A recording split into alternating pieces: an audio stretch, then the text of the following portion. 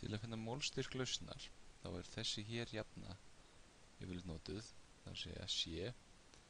jafnt og N deilt með vaff, þar sem að C það mólstyrkur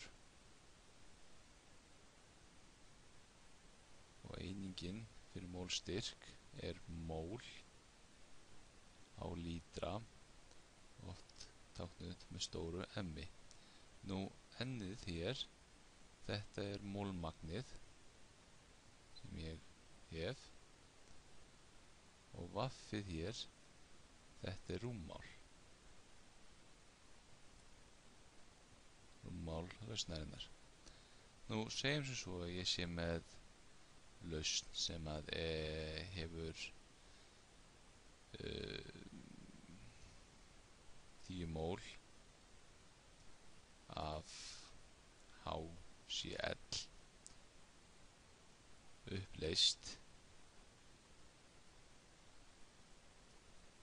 í, segjum bara 100 lítrum af vatni, og ég vil finna hver mólstyrkurinn á þessari lausn. Þá nota ég einfallega það að mólmagnið hér 10 mól, rúmmólið hér 100 lítrar, og það mólstyrkurinn C, hann jafnt og 10 deilt með 100, þar að segja 0,1 mól á lítra. Nú yfirleitt fáið samt ekki mólstyrkin gefin upp, eða mólmagnið gefið upp í dæmum, heldur þurfum við að finna mólmagnið út frá massa, þar að segja þar sem að mólmagnið jafnt og massi deilt með mólmassa, og við tökum slíkt dæmi þar sem að við erum með, segjum 117 grömm af natriumklóríð, og við leysum það upp, leyst upp í, ég var að segja 1,5 lítra af vatni, og við viljum vita hver mólstyrkur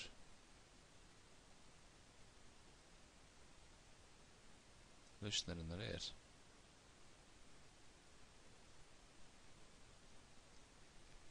Þá byrja ég á því að finna mólmassan fyrir saltið, natriumklóríð, en þá fer ég í lótukerfið og finna að natrium hefur mólmassan 23,0 grömm per mól, klórið hefur mólmassan 35,5 grömm per mól, og þetta lagt saman gefur mig þá 58,5 grömm per mól. Þannig komið mólmassan. Við finnum þá mólmagnið með því að taka massan og deila honum upp í mólmassan, samkvæmt jöfnunni hér ofan. Massin þá 117 grömm, mólmassin 58,5 grömm á mól, og þetta gefur mér 2,00 mól. Nú mólstyrkurinn þá fundinn út frá mólmagninu sem var 2,0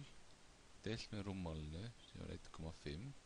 og út úr þessu kemur 1,33 mól